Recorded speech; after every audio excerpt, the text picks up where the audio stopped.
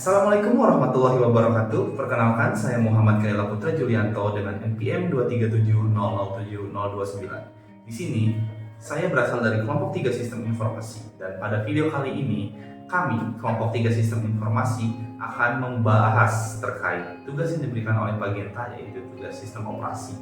Pada tugas yang diberikan, kami telah memetakan menjadi 6 topik bahasan. Yang pertama ada pengantar sistem operasi, yang kedua ada struktur sistem operasi, yang ketiga ada perangkat keras, yang keempat ada manajemen proses, yang kelima ada thread and deadlock, dan yang keenam ada manajemen memori. Nah, dalam pembuatan videonya, kami berenam telah bekerja sama dan berkontribusi, dan izinkan saya memperkenalkan teman-teman saya. Yang pertama ada Muhammad Ihsan Tajuddin, yang kedua ada Aliana Soherdian, yang ketiga ada Sufyan Sauri, yang keempat ada Saifullah Umar Safi, yang kelima ada Putra Paranaya, dan yang terakhir ada saya Muhammad Kaila Putra Julianto. Baik, materi pertama yaitu pengantar sistem operasi. Apa itu sistem operasi? Singkatnya, sistem operasi adalah software atau perangkat lunak yang mengontrol eksekusi program aplikasi yang berfungsi sebagai jembatan bagi pengguna komputer dan perangkat keras komputer tanpa harus mengetahui bahasa komputer. Baik, selanjutnya ada fungsi dan tujuan. Pertama ada tujuan dari sistem operasi, yaitu ada 3. Ada kenyamanan atau kemudahan untuk pengguna, lalu ada lebih efisiensi, lalu ada kemampuan untuk berevolusi untuk memudahkan perkembangan, mendukung sistem baru, dan program aplikasi yang berkembang. Selanjutnya ada fungsi. Yang pertama ada sistem operasi sebagai koordinator, lalu sistem operasi sebagai penjaga gerbang, yang bisa diartikan sebagai pengawas siapa saja yang bisa mengakses ke sistem komputer. Selanjutnya ada sistem operasi sebagai pengoptimal, lalu sistem operasi sebagai akuntan, sistem operasi sebagai server, terakhir sistem operasi sebagai kernel. Selanjutnya ada sejarah sistem operasi, terbagi menjadi 4 generasi. Generasi pertama pada tahun 1945 hingga 1955. Pada generasi ini belum ada sistem operasi, maka sistem komputer diberi instruksi secara langsung oleh pengguna. Selanjutnya ada generasi kedua pada tahun 1955 hingga 1965. Generasi ini memperkenalkan batch processing system. Pada generasi ini, sistem komputer masih belum dilengkapi dengan sistem operasi. Selanjutnya ada generasi ketiga pada tahun 1965 hingga 1980. Pada generasi ini, sistem operasi dikembangkan untuk melayani user, di mana user berkomunikasi melalui terminal secara online ke komputer. Selanjutnya ada generasi keempat pada tahun 1980 hingga 2000-an. Pada generasi ini, sistem operasi sudah menggunakan graphic user interface. Selanjutnya ada komponen sistem komputer. Terdiri dari 4. Yang pertama ada hardware, yang kedua ada sistem operasi, yang ketiga ada program aplikasi, yang keempat ada user atau pengguna. Selanjutnya ada struktur sistem komputer. Yang pertama ada struktur operasi komputer. Sistem komputer terdiri dari CPU dan sejumlah device controller yang terhubung melalui sebuah bus yang memiliki akses ke memori. Setiap device controller memiliki tanggung jawabnya atas sebuah hardware yang spesifik. Setiap device dan CPU dapat beroperasi secara bersamaan untuk mendapatkan akses ke memori. Tetapi diperlukannya mekanisme sinkronisasi untuk mengatur akses ke memori. Baik, selanjutnya ada struktur input-output, interupsi input-output. Ada 2 macam tindakan jika ada operasi input-output. Yang pertama yaitu sinkronus. Kendali akan dikembalikan ke user program saat proses input-output telah selesai. Selanjutnya ada asinkronus. Kendali akan dikembalikan ke user program tanpa harus menunggu proses input-output selesai. Selanjutnya ada direct memory access, digunakan untuk input-output yang dapat memindahkan data dengan kecepatan tinggi. Selanjutnya ada bus, suatu jalur transfer data yang menghubungkan setiap device pada komputer. Selanjutnya ada struktur penyimpanan. Agar program komputer dapat dijalankan, harus berada pada memori utama. Idealnya, program dan data secara keseluruhan dapat disimpan dalam memori utama secara permanen. Memori utama adalah satu-satunya tempat penyimpanan yang dapat diakses secara langsung oleh proses. Contohnya, yang pertama ada register, yang kedua ada cache memory, yang ketiga ada random access memory atau RAM, yang terakhir ada extension memory. Selanjutnya ada hierarchy storage. Dasar susunan sistem storage adalah kecepatan, biaya, dan sifat volatilitas.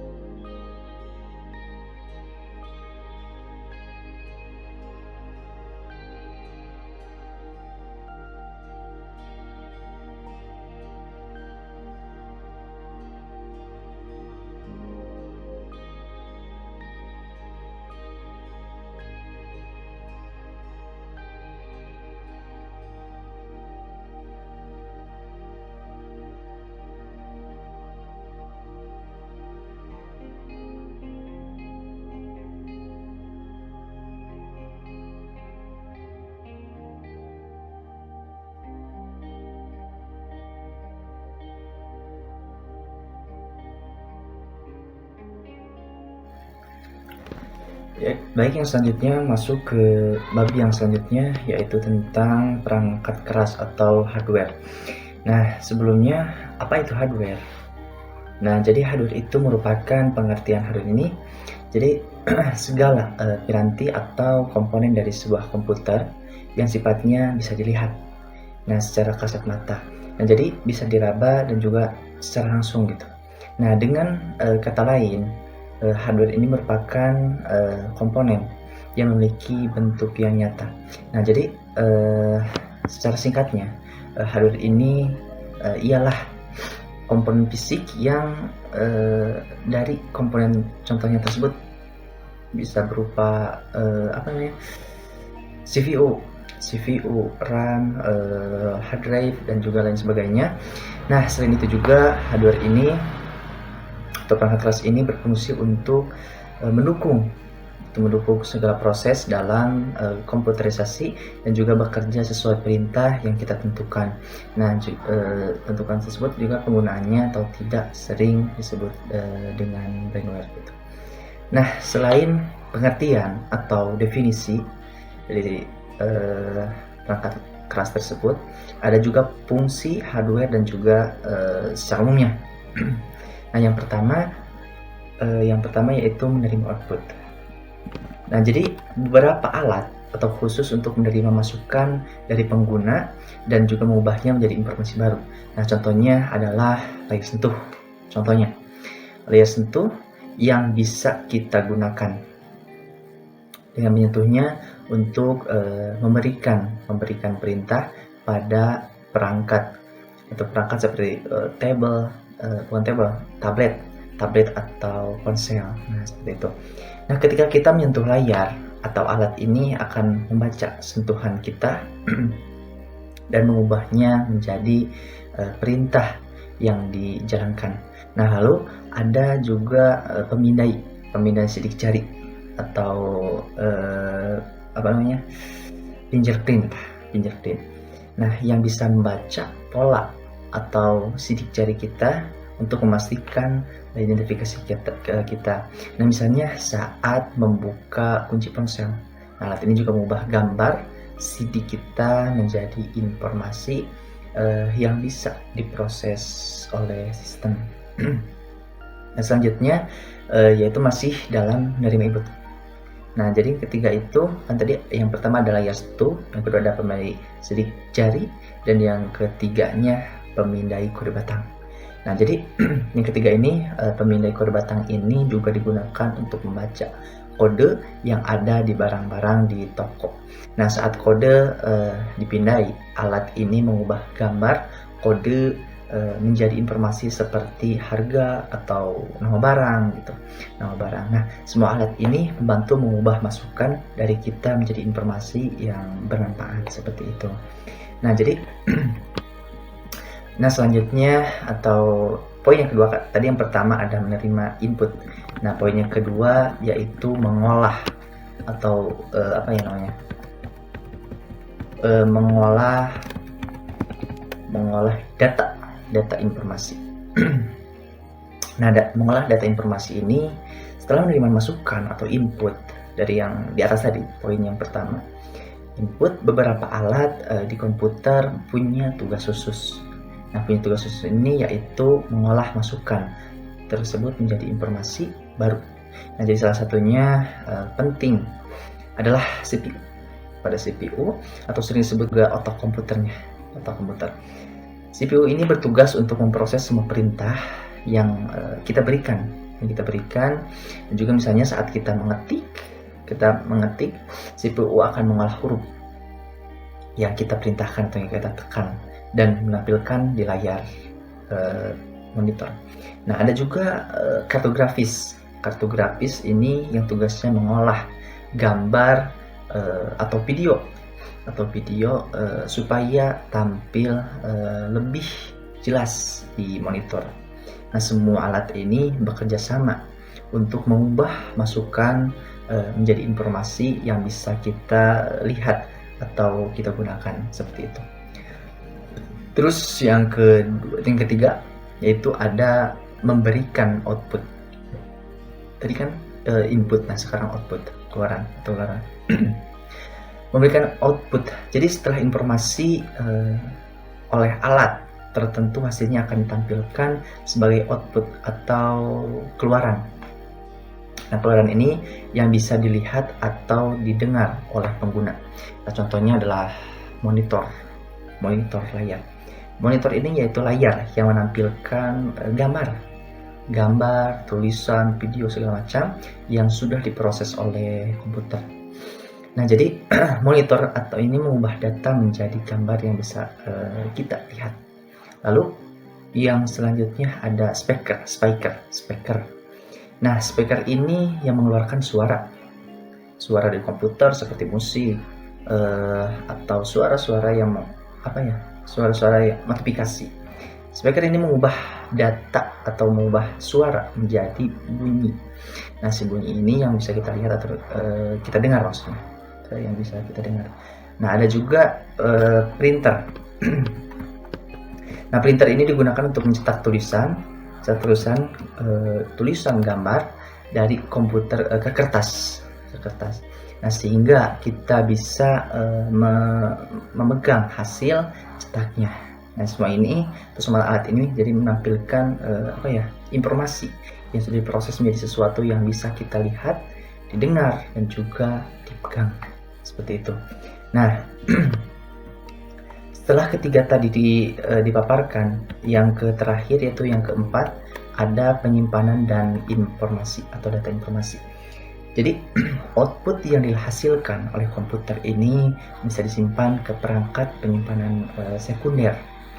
Nah, dalam sekunder ini perangkat ini berguna untuk menyimpan data dan informasi agar bisa kita pakai pada di lain waktu. Nah, contohnya adalah hard disk misalkan, yang biasanya ada di dalam komputer, dan flash drive yang kecil dan bisa kita katakan atau bisa kita bawa kemana-mana seperti itu. Nah, saat kita menyimpan file seperti dokumen atau gambar, komputer akan menaruh atau di perangkat ini. Nah, jadi kita tidak perlu khawatir kehilangan ataupun data penting gitu. Tidak usah takut kehilangan data tersebut. Nah, karena bisa membuka lagi kapan saja juga. Nah, perangkat penyimpanan sekunder sangat membantu kita untuk menyimpan banyak informasi yang aman. Seperti itu. Nah, masuk ke elemen yang ketiga, yaitu jenis-jenis hardware dan juga berdasarkan fungsinya. Nah, di dalam jenis-jenis hardware ataupun berdasarkan fungsinya, yang pertama ada perangkat masukan, yaitu input device. Nah, input device ini merupakan alat yang bisa dipakai untuk masukkan data informasi ke dalam komputer atau ke komputer. Nah, data ini juga bisa berupa gambar, tulisan, video, ataupun suara. Nah, misalnya seperti keyboard untuk mengetik dan mouse untuk menggerakkan pointer. Nah, itu seperti itu. Nah, untuk lebih dalamnya, saya akan membahas contoh input di device ini. Yaitu yang pertama adalah keyboard. Nah, keyboard ini merupakan alat yang digunakan untuk mengetik dan memberikan perintah pada komputer. Juga di keyboard ada banyak tombol yang masing-masing punya fungsi yang berbeda. Nah, saat kita menekan tombol, yang komputer akan mengerti data dan mengubahnya menjadi tulisan atau perintah. Nah, di keyboard ini ada tombol, huruf, angka, simbol, dan lain sebagainya. Dan seperti enter itu untuk mengkonfirmasi atau yang mengonfirmasi perintah, dan backspace untuk menghapus tulisan yang salah ketika kita mengetik. Nah, keyboard sangat penting karena membantu kita berkomunikasi dengan komputer. Misalnya saat kita menulis dokumen, misalkan mengirim pesan atau bermain game juga perlu menggunakan keyboard. Nah, dengan keyboard ini bisa menyampaikan ide dan informasi dengan cara mudah tersebut, seperti itu. Nah, selanjutnya contoh yang kedua ada mouse, bukan tikus ya, ini mouse dalam perangkat keras ini merupakan atau yang bisa digunakan gitu. Digunakan untuk menggerakkan kursor atau si panah yang ada di monitor tersebut. Nah, mouse biasanya berbentuk kecil, hanya segenggam dan bisa digenggam dengan tangan gitu. Jadi genggam dengan tangan. Nah, di mouse ini ada tombol utama, yaitu tombol kiri dan kanan. Nah, serta roda di tengahnya lalu yang bisa diputar saat kita menggerakkan mouse atas meja kursor. Nah, di layar kita akan ikut bergerak seperti itu. Nah, selanjutnya ada mikrofon. Mikrofon ini adalah alat yang digunakan untuk merekam suara. Nah, suara ini bisa menangkap suara saat kita berbicara. Tapi itu bisa berbicara atau apa hal, yang penting suara seperti itu. Nah, mikrofon ini bisa berhubung atau terhubung ke komputer atau ponsel atau alat lainnya. Nah, ketika kita berbicara ke dalam mikrofon, suara kita akan diubah menjadi sinyal elektrik. Nah, sinyal elektrik yang bisa diproses oleh perangkat. Nah, alat ini juga sering digunakan saat membuat video dan juga melakukan panggilan suara ataupun merekam lagu seperti itu. Selanjutnya ada webcam atau web kamera. Nah, di webcam ini digunakan untuk menangkap gambar atau video dan mengirimkannya melalui internet. Nah, webcam biasanya kecil dan juga bisa diletakkan di atas monitor komputer ataupun laptop seperti itu. Nah, selanjutnya ada pindah lagi ke poin yang kedua, yaitu perangkat pemrosesan atau process device. Apa sih itu proses device? Nah, secara singkat, proses device itu perangkat pemrosesan atau pemproses di dalam komputer yang berfungsi untuk mengolah atau untuk memproses dan data informasi yang dimasukkan. Nah, alat ini juga bisa disebut sebagai otaknya komputer karena tugasnya memproses semua informasi yang masuk agar komputer bisa bekerja dengan baik. Adapun contohnya, yang pertama ada CPU. CPU ini Central Processing Unit, itu singkatannya. Nah, yang sering kita sebut sebagai otak komputer seperti itu. Nah, CPU merupakan bagian penting dari komputer yang bertugas mengolah semua perintah dan data. Saat kita mengetik, bermain game, ataupun membuka program, CPU akan bekerja untuk menjalankan semua aktivitas itu. Nah, selanjutnya ada VGA, Video Graphic Adapter. Nah, itu sebuah alat yang membantu komputer menampilkan gambar di layar. Nah, VGA ini juga mengirimkannya ke monitor agar bisa melihatnya seperti itu. Nah, yang ketiga ada RAM atau Random Access Memory. Nah, RAM ini merupakan tempat di dalam komputer yang digunakan untuk menyimpan data sementara saat kita menjalankan program atau aplikasi tersebut. Nah, RAM ini juga membantu komputer bekerja lebih cepat agar menyimpan informasi yang sedang kita gunakan. Nah, seperti saat kita mau ke game atau mengetik di program seperti itu.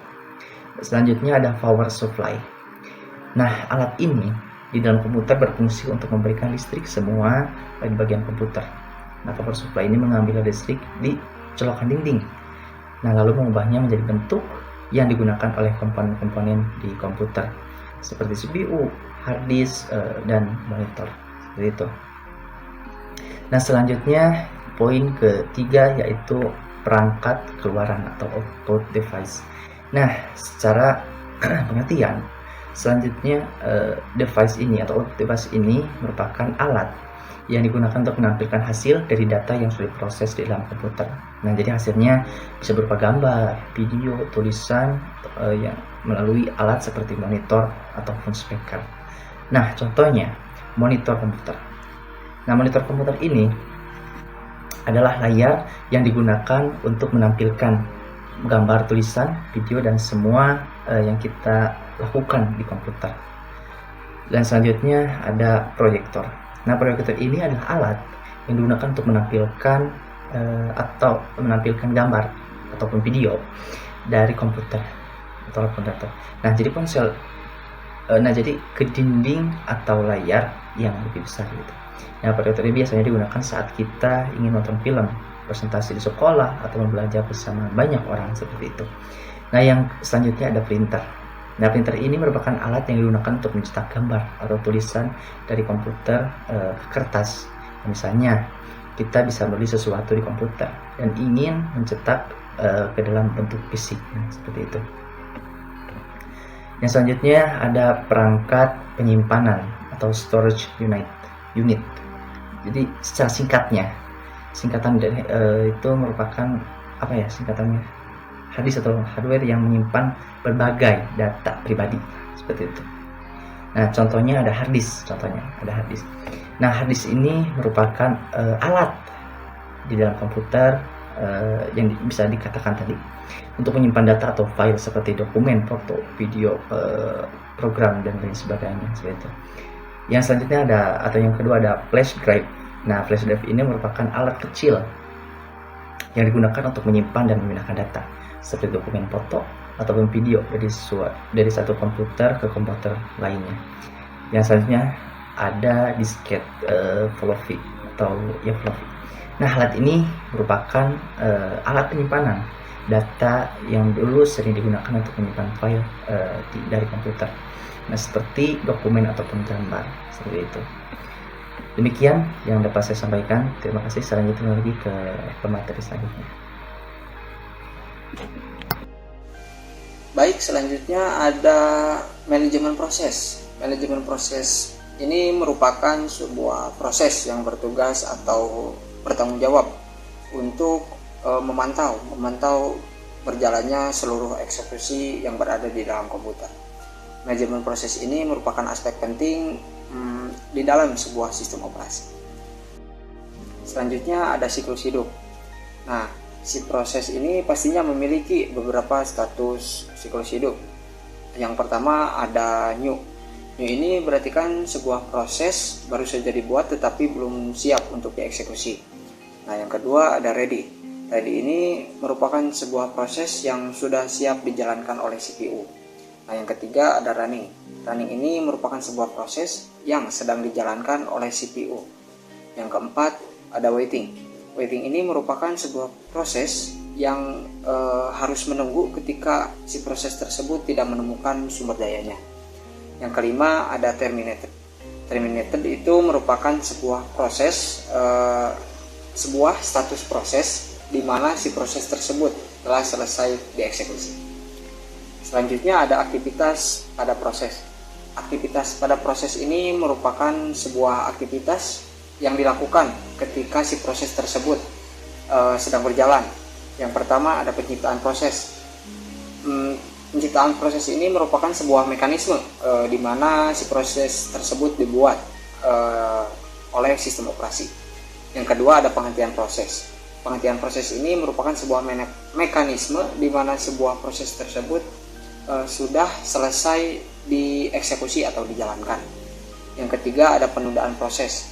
Penundaan proses ini merupakan mekanisme di mana si proses tersebut tidak menemukan sumber dayanya, maka si proses tersebut akan ditunda terlebih dahulu.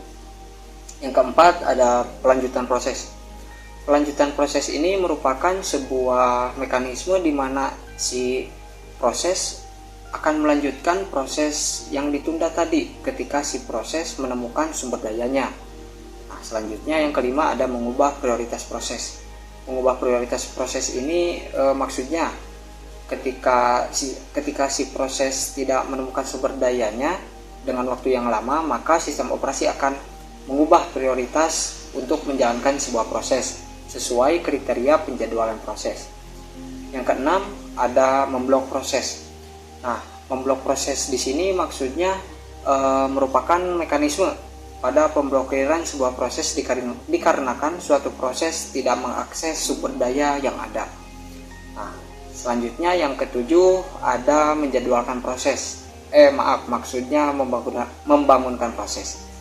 Nah, membangunkan proses di sini maksudnya ketika si proses itu yang telah tadi diblok menemukan sumber daya yang sesuai atau yang ada, maka si proses tersebut akan dibangunkan oleh sistem operasi. Nah, yang ketujuh, maksudnya yang kedelapan ada menjadwalkan proses. Menjadwalkan proses ini merupakan sebuah mekanisme penjadwalan pada suatu proses menurut kriterianya. Nah, sehingga memastikan waktu yang diakses oleh sebuah proses kepada CPU itu mendapatkan waktu yang secara adil. Selanjutnya yang ke-9 ada komunikasi antar proses. Nah, mekanisme ini merupakan mekanisme yang dijalankan oleh sebuah proses ketika si proses tersebut memang membutuhkan komunikasi atau interaksi dengan proses lainnya. Nah, hal ini bisa dilakukan oleh si proses tersebut melalui shared memory. Oke, selanjutnya ada algoritma penjadwalan proses. Nah, algoritma penjadwalan proses ini merupakan bagian penting dalam manajemen proses. Nah, yang pertama ada first come first serve atau disingkat dengan FCFS. Nah, proses ini algoritma ini merupakan gambaran dari sebuah proses yang dieksekusi sesuai urutan kedatangan. Jadi maksudnya siapa yang duluan dia datang, nah maka si proses tersebut akan dijalankan. Yang kedua ada shortest job next atau SJN. Nah, di sini digambarkan maksudnya sebuah proses dengan waktu yang lebih pendek atau waktu yang terpendek itu akan dijalankan terlebih dahulu. Selanjutnya yang ketiga ada round robin. Round robin ini merupakan sebuah algoritma penjadwalan proses di mana sistem operasi memberikan giliran ke setiap proses dengan durasi yang adil. Seperti itu. Yang keempat ada priority scheduling. Nah, yang dimaksud oleh priority scheduling ini merupakan sebuah gambaran dari sebuah proses yang dieksekusi berdasarkan prioritas yang ditetapkan.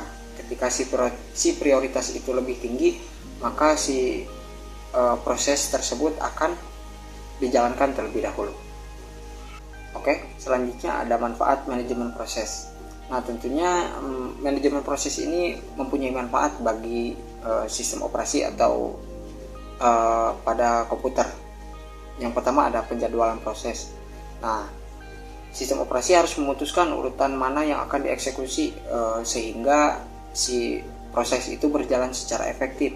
Nah, manfaat manajemen proses itu termasuknya ke pengefektifan si berjalannya proses. Nah, yang kedua ada penciptaan dan penghentian proses. Nah, sistem operasi dapat membuat proses baru melalui sistem pemanggilan. Nah, selanjutnya ada manfaat dari manajemen proses. Nah, manfaat dari manajemen proses ini yang pertama ada penjadwalan proses. Nah, jadi manfaatnya si manajemen proses ini bisa mengurutkan proses mana yang akan dieksekusi terlebih dahulu. Nah, hal ini bisa memastikan sesuai penjadwalan atau kriteria sehingga memungkinkan si CPU akan berjalan secara normal. Nah, selanjutnya ada penciptaan dan penghentian proses. Nah, di sini sistem operasi dapat membuat proses baru melalui sistem pemanggilannya. Nah, ini memungkinkan proses baru untuk dimulai dan berbagi sumber daya dengan proses lainnya. Yang ketiga, ada proses koordinasi. Nah, seringkali harus berkomunikasi satu sama lain bahwa si proses tersebut harus bisa untuk multiproses. Nah, manajemen proses ini memastikan bahwa proses dapat berinteraksi dengan benar ketika berkomunikasi dengan proses lainnya. Selanjutnya yang keempat ada optimasi kinerja. Nah, di sini maksudnya dengan mengelola proses secara efisien dengan baik, sistem operasi ini dapat mengoptimalkan penggunaan sumber daya seperti CPU, memori, dan contohnya perangkat input lainnya. Oke, selanjutnya ada tantangan dalam manajemen proses. Nah, di sini ada beberapa tantangan yang dihadapi dalam manajemen proses. Itu yang pertama ada deadlock. Nah, deadlock ini situasi di mana dua atau lebih proses saling menunggu sumber daya yang sama Nah, jadi saling menunggu nih. Ada proses A, ada proses B. Nah, saling menunggu untuk mengakses si sumber dayanya. Nah, yang kedua ada starvation. Nah, starvation ini merupakan kondisi di mana satu proses terus menunggu karena tidak mendapatkan sumber daya yang dibutuhkan, terutama dalam algoritma yang mendahulukan prioritas. Yang ketiga ada efisiensi penggunaan CPU. Nah, menjaga CPU tetap sibuk dengan proses yang produktif. Nah, maksudnya itu jadi si manajemen proses ini menjaga CPU tetap sibuk dengan proses yang produktif. Jadi sehingga si CPU ini akan terus bekerja, terus mencari kesibukan seperti itu. Terima kasih, mungkin sekian dari materi manajemen proses. Baik, saya Putra Paranaya dengan NPM 2377013. Untuk materi akan saya lanjut dengan materi thread and deadlock yang akan diawali dengan thread. Thread adalah unit terkecil dari pemrosesan yang dapat dijadwalkan oleh sistem operasi. Sebuah thread adalah bagian dari proses yang dapat dieksekusi secara independen. Setiap proses dapat memiliki satu atau lebih thread yang berbagai sumber daya seperti memori dan file, tapi setiap thread memiliki register dan stack-nya sendiri. Jenis-jenis thread ada A. User Level Threads atau ULT, dikelola oleh User Level Library dan tidak diketahui oleh kernel. Kelebihannya adalah lebih cepat dalam pembuatan dan pengelolaan, tidak memerlukan konteks switching kernel. Kekurangannya adalah jika satu thread melakukan blocking sistem call, seluruh proses akan terblokir, tidak dapat memanfaatkan multiprosesor secara optimal. B. Kernel Level Threads atau KLT, dikelola oleh kernel sistem operasi. Kelebihannya, kernel dapat menjadwalkan thread secara independen. Jika satu thread terblokir, kernel dapat menjadwalkan thread lain dalam proses yang sama. Kekurangannya, pembuatan dan pengelolaan lebih lambat dibandingkan ULT karena melibatkan konteks switching kernel.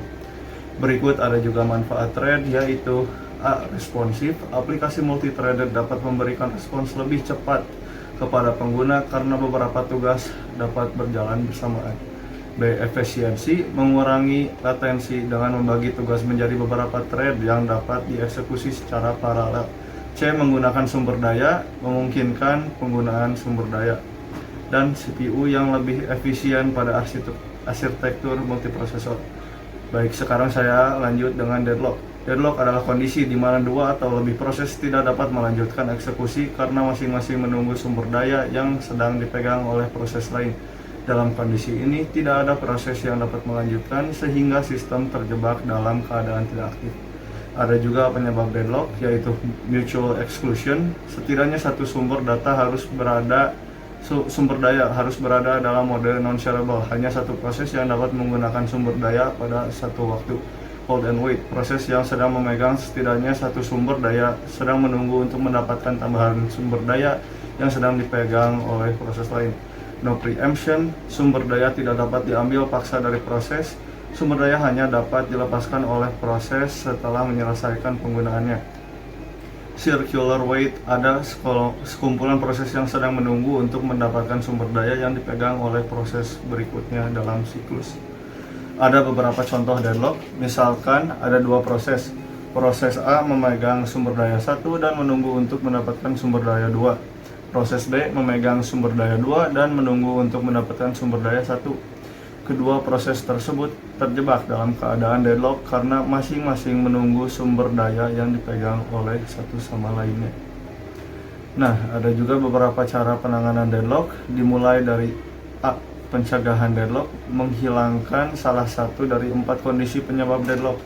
Misalnya, menerapkan kebijakan mutual exclusion dengan menggunakan algoritma pembagian sumber daya atau resource allocation. Menghindari hold and wait dengan meminta semua sumber daya sekaligus saat memulai eksekusi. Deteksi deadlock. Sistem secara berkala memeriksa apakah ada siklus dalam graf alokasi sumber daya. Jika ada siklus, berarti deadlock terjadi. Setelah mendeteksi deadlock, sistem harus mengambil tindakan untuk mengatasinya. Dan untuk C, pemulihan dari deadlock. Setelah deadlock terdeteksi, sistem harus memutuskan bagaimana cara mengatasi situasi tersebut. menghentikan salah satu atau beberapa proses untuk mencegahkan deadlock atau proses termination, memaksa salah satu proses untuk melepaskan sumber daya ataupun resource preemption. Dan untuk deadlock mungkin saya selesaikan dan bisa dilanjut oleh anggota lain. Assalamualaikum warahmatullahi wabarakatuh. Perkenalkan, nama saya Syaifullah Masaki. Di sini saya akan menjelaskan tentang memory management. Yang pertama ada pengertian dari memory management. Apa itu memory management?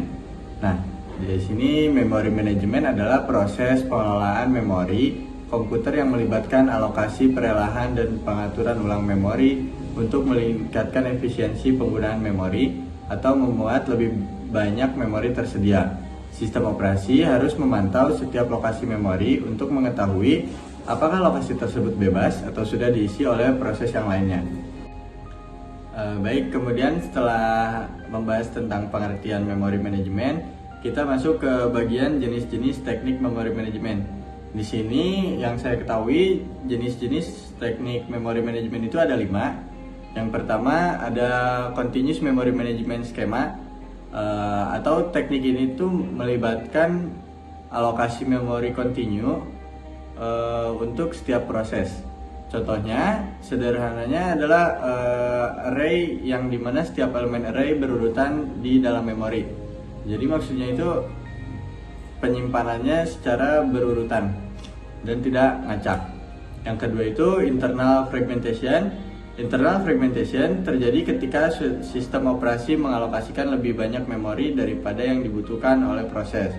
Hal ini karena blok-blok memori datang dalam ukuran tetap.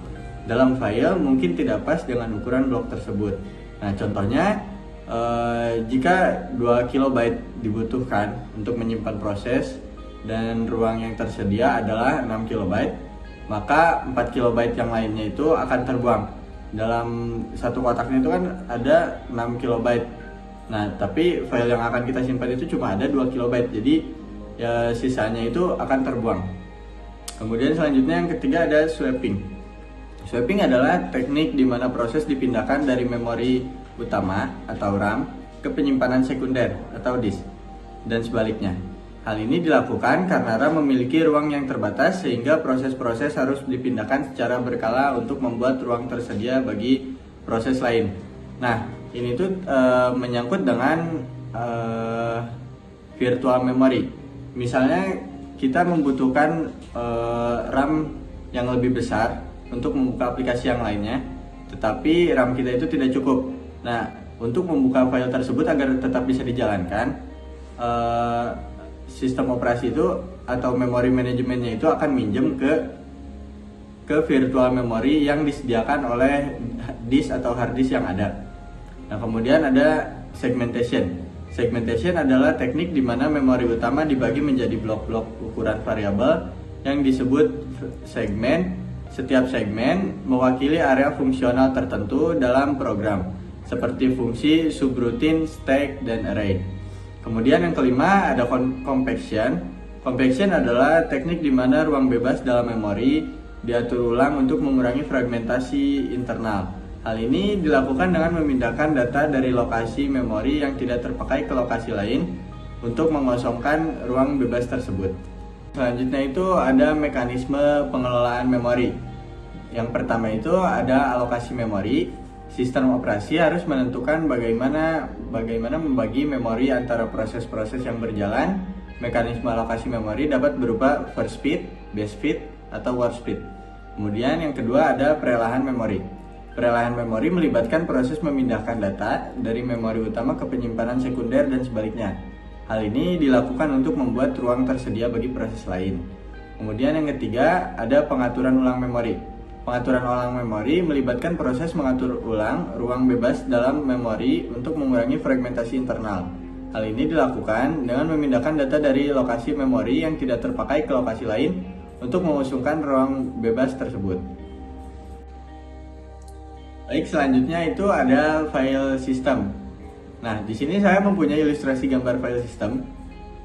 Yang pertama kita akan membahas tentang partisipasi dan pembagian memori. Nah, pada gambar ini ada tulisan harddisk 500 GB. Nah, harddisk 500 GB ini dibagi menjadi 3 partisipasi. Partisipasi yang pertama itu local disk C sebesar 250 GB, kemudian ada file D sebesar 125 GB dan file E sebesar 125 GB. Nah, masing-masing partisipasi ini digambarkan sebagai blok-blok kecil yang disebut unit lokasi. Pada gambar ini itu yang kotak-kotak warna kuning. Nah, setiap unit lokasi ini memiliki ukuran yang tetap. Dalam hal ini 32 KB per blok. Nah, jadi maksudnya itu bagaimana? Setiap satu kotak yang kuning-kuning ini itu besarnya 32 KB per bloknya. Kemudian gimana kalau mau menyimpan file ukurannya 64 KB? Nah, berarti dua blok ini akan termakan oleh file yang kita simpan sebesar 64 KB itu. Tergantung ukuran file yang akan kita simpan, bisa menjadi lebih atau hanya satu blok yang terpakai. Jika ukurannya lebih besar, beberapa MB atau beberapa giga, mungkin akan lebih banyak memakai blok-blok unit alokasi ini. Baik, kemudian ada pembahasan yang kedua dari file system ini, yaitu proses penyimpanan file di memori. Nah, ketika file disimpan di hard disk, file ini tuh akan mengisi ruang-ruang kosong yang ada pada unit alokasi tersebut. Nah, contohnya bagaimana? Contohnya seperti yang ada pada gambar, ada warna merah atau warna biru yang mengisi pada unit alokasi ini. Nah, unit alokasi yang sudah diwarnai ini, warna merah dan warna biru ini, yang artinya sudah diisi oleh file yang kita simpan. Kemudian unit-unit yang kosong yang tetap berwarna kuning di dalam kotak-kotak ini itu masih belum terpakai dan siap untuk diisi file baru. Baik, kemudian ada fragmentasi dalam penyimpanan. Nah, fragmentasi di sini bisa terjadi karena file yang tersimpan di blok-blok yang tidak berdekatan. Hal ini, ini bisa dilihat pada gambarnya, ada file-file yang berwarna merah ini berjauhan, menyimpannya berjauhan. Nah, efeknya itu akan bisa memperlambat akses ke file karena sistem tuh harus ngebaca ke sana dulu, kemudian ke unit alokasi yang lain. Jadi membuka filenya itu akan delay. Baik, setelah kita membahas tentang file system, selanjutnya kita akan membahas tentang virtual memory. Nah, di sini saya memiliki ilustrasi tentang virtual memory, di mana situasi awalnya tuh kita punya 4 GB RAM. Nah, kemudian ada 3 aplikasi yang memakan RAM tersebut. Satu aplikasinya itu makan 1 GB. Nah, di sini itu kan ada 3 aplikasi, berarti memakan 3 GB dari RAM-nya tersebut. Nah, jadi masih ada sisa yang bebas tidak dipakai oleh RAM-nya itu sebesar 1 GB. Nah, kemudian si user ngebuka aplikasi baru nih. Aplikasi keempat itu RAM-nya tuh makan sekitar 2 GB.